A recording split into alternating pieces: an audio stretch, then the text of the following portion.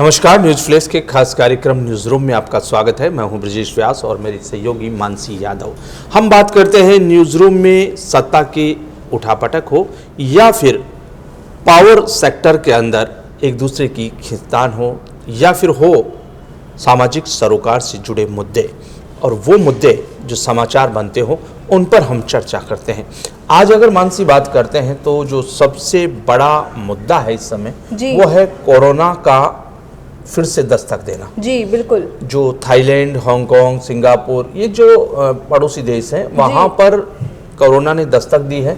और कोरोना की दस्तक के हाल ये है कि जितने मार्च से लेके अब तक हुए हैं उतने केस पूरे साल भर में वहाँ नहीं आए थे। जी। कुल मिलाकर वहाँ जब हाई अलर्ट पर है तो निश्चित तौर पर वहाँ के हाई अलर्ट और वहाँ के बढ़ते हुए कोरोना पॉजिटिव के केसेस ने देश में चिंता बढ़ा दी है। जी। तो आपको पता है कि पिछली जो 3 लहर आई उसने काफ़ी नुकसान पहुँचाया और न केवल जनजीवन और जान की हानि हुई बल्कि आर्थिक रूप से भी देश काफ़ी हद तक पटरी से उतरा, लोगों का जनजीवन प्रभावित हुआ। जी। तो अब इसको लेकर के क्या तैयारियां हैं, क्या है ये, कौन सा वेरिएंट है, क्या इसकी वाकई में ये प्रभावशाली होगा, क्या है? जी, कोविड-19 खत्म ही हुआ था कि एक और कोरोना के वेरिएंट ने देश में दस्तक दी थी और ये वेरिएंट LP8.1 है। LP8.1 और अभी बताया जा रहा है ब्रिजेश जी लगभग 271 मामले सामने आ गए हैं देश में। जी, और बहुत ही चिंताजनक स्थिति है कि भारत जैसे देश में, क्योंकि ये हमें बयान करने की जरूरत नहीं है कि 2019 में किस तरह से एकदम से बिल्कुल वुहान शहर से 2 छात्र आए थे और उनके जरिए जो फैला वो सब हमने देखा कि कितना जबरदस्त तरीके से देश में नुकसान, बहुत ही नुकसान हुआ। और इस गंभीर जो ये बहुत मामला है, गंभीर मामला है जिस पे चर्चा करने की बहुत आवश्यकता है, क्योंकि कोरोना को हल्के में लेना ये बहुत बड़ी भूल यही हुई थी हमारे यहाँ से कि हमने कोरोना को शुरू में हल्के में लिया और फिर जब उसने पैर पसार लिए और जब वो व्यापक रूप से फैल गया तब वो हमारे कंट्रोल से बाहर था। और जो मौतें हुई, जो जिस तरह का मंजर उन दिनों में देखने को मिला, आज भी रूह कांप जाती है उसको देख करके। लेकिन सबसे बड़ी बात यह है कि क्या हम समय से पहले उसके लिए जो तैयारियां हैं वो होनी चाहिए। जी बिल्कुल। जिस ढंग की सावधानियां बरती जानी चाहिए वो बरती जा रही है। जी। अगर जैसा मैंने आपको बोला कि कोविड-19 को देखते हुए हमें बहुत ही सावधानियां बरतनी चाहिए, क्योंकि 2 लोगों से जो कितनी भयावह बीमारी का रूप ये ले लिया था कोविड-19 ने, तो ये हम भूल नहीं सकते और इसको हल्के में लेना।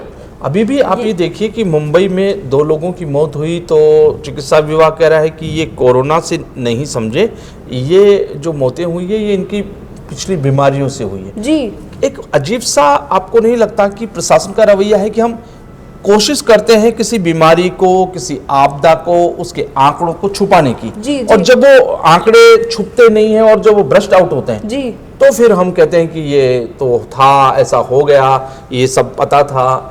तो क्यों हम उसको छुपाएं, क्यों हम उनके आंकड़ों को दबाएं, बल्कि इस बारे में पूरे जगह पर सावधानी, जागरूकता, ये सब चीजें पैदा करने के लिए एक माहौल बनाया जाना चाहिए। और मैं समझता हूं कि कोरोना की जो हमारे पिछले 3 लहरों के जो अनुभव हैं वो ये कहते हैं कि कोरोना को लेकर के फिर से चिकित्सा विभाग को अलर्ट मोड में रहना चाहिए। जी। अभी से ही निगरानी तेज हो, अभी से ही जो बाहर से जो प्रभावित जहां लोग हैं ज्यादा, वहां से जो लोग आ रहे हैं उनको अभी से ही रोका जाए या उनके बारे में स्क्रीनिंग की जाए।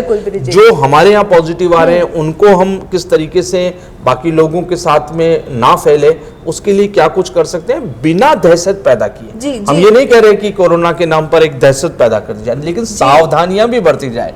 हमारे यहाँ कहते हैं कि पानी के पहले पाल बांध लेनी चाहिए। जी बिल्कुल बिल्कुल। तो पानी के पहले पाल बांधने का मतलब यही है कि आप जो डिजास्टर होने जा रहा है उसके पहले उसका मैनेज करने का सोचिए।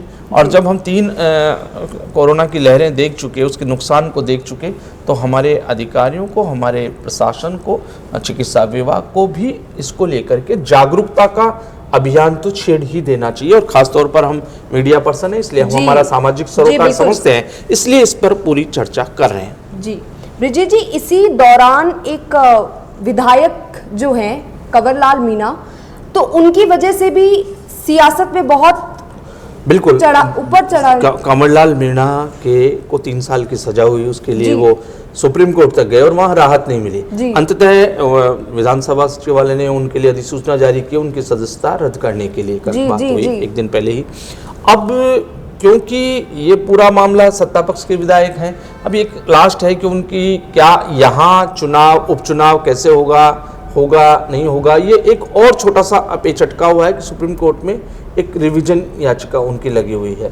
अगर उनकी सजा कम हो जाती है तो फिर चुनाव को लेकर के, अन्यथा उपचुनाव तो तय है कि अंत में उपचुनाव होगा। तो जी, दोनों जी। राजनीतिक दल, कांग्रेस हो बीजेपी हो, दोनों में अब तैयारियों का जैसे ही होता है कि भाई यूं कह लीजिए कि शादी का आगाज हो जी, गया, जी। मंडप की वही मान दी शादी, जी, जी। तो वैसे ही यहाँ भी ये राजनीतिक शादियां जी। हैं कि यहाँ भी जी, ये बिल्कुल। आयोजन है राजनीतिक। जी। तो दोनों पार्टियां अपनी अपनी तैयारियां शुरू कर देती है। जी। तो दोनों पार्टियों में शुरू हो गया वो सब सिलसिला, सरगर्मियां, वहाँ के उपचुनाव को लेकर के बातचीत। लेकिन अभी एक बस केवल सुप्रीम कोर्ट में जो रिवीजन याचिका लगी है उस पर नज़र है, अन्यथा जो उनकी सदस्यता को लेकर है वो सदस्यता तो समाप्त कर दी। इस मामले में कांग्रेस ने भी बड़ा जी। हमला बोला था और ये कहा था कि ये सब होना चाहिए, लेकिन विधानसभा अध्यक्ष ने साफ कर दिया वासुदेव देवनानी ने कि मैं किसी दबाव में नहीं, जी। जो नीतिगत और जो संवैधानिक तौर तरीके थे उसके अनुसार निर्णय लिया। अब देखना जी। ये है कि ये कितना जो है इसकी तैयारियां या इसकी घोषणा, क्योंकि अब निर्वाचन आयोग को ये चले जाता है तो कितने कब क्या तारीखें वगैरह तय करते हैं ये उनका मामला है। जी। इसके साथ एक और बात थी, कल जो खबर थी वो थी विधि मंत्री जो है उनकी पोती के नकल का मामला। जी। उनकी नकल का खबर आई, उसमें जो विश्वविद्यालय प्रशासन जो भी थे, जी, शिक्षा जी। से जुड़े हुए लोग, उन्होंने पाया कि बच्ची जो है वो अपने ड्राइंग बॉक्स में कुछ लिख के लेके आई थी। ये जी। मामला। अब क्योंकि वो मामला वो पोती विधि मंत्री की थी, कानून योगेराम मंत्री, पटेल की कानून मंत्री जी, की, जी। तो इसलिए वो पूरा मामला जोर पकड़ा। लेकिन हनुमान बेनीवाल ने भी कहा कि उनको जो कमेटियां हैं उनसे अलग करो, परीक्षा से रिलेटेड जो पेपर की कमेटियां हैं उनसे। लेकिन वो सब मामला अलग है। बात यह है कि उसकी अपनी बच्ची है, वो खुद विद्यार्थी है और ये जी, ये विद्यार्थी स्वाभाविक है। जी, स्वाभाविक जो बिल्कुल। कुछ हुआ वो उनका अपना मामला है। उसको कि वो विधि मंत्री की पोती है इसलिए उसके ऊपर अनावश्यक नहीं हो, बाकी जो जांच चल रही है। मैं तो ये कहता हूँ कि जो परीक्षा से जुड़े जो भी तंत्र था, सिस्टम, वो बधाई का पात्र है कि उन्होंने जांच की, उन्होंने उसमें जो आगे उनके लिए केस बना के भेजना होता है वो भेज दिया।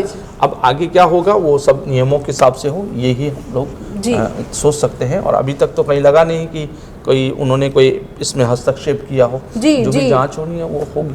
ये मामला काफ़ी कल चर्चा में रहा, लेकिन चर्चा अब ज़्यादा इसलिए आगे नहीं कि वो सब कुछ उन्हीं को करना है जो विश्वविद्यालय का प्रशासन है और परीक्षा से जुड़ा। जी जी जी ब्रिजेश जी, इसी में जो फ्लाइंग स्टाफ है वो भी इसके लिए कदम उठा रहा है, जो परीक्षा के जो सदस्य हैं वो भी निष्पक्ष मैं यही कह रहा हूँ कि ये उनको बधाई दी जानी चाहिए कि एक सिस्टम कितना अच्छा था कि इससे कोई मतलब नहीं कि वो सामान्य किसी व्यक्ति की पोती है या विधि मंत्री की पोती है। जांच में जो कुछ हुआ तो इसमें कितनी अच्छी बात है हमारी परीक्षा तंत्र की। ये मैं कहता हूँ कि ये उनकी सजगता की है कि उन्होंने उस केस को भी वैसे ही पकड़ा जिस सामान्य तौर पर पकड़ते हैं। जी अच्छी जी बात बिल्कुल, है, बिल्कुल। ये निष्पक्षता के साथ हुआ। बहरहाल हम बने रहेंगे इसी तरह हमारे कार्यक्रम में कुछ और नए मुद्दों के साथ। तब तक नमस्कार।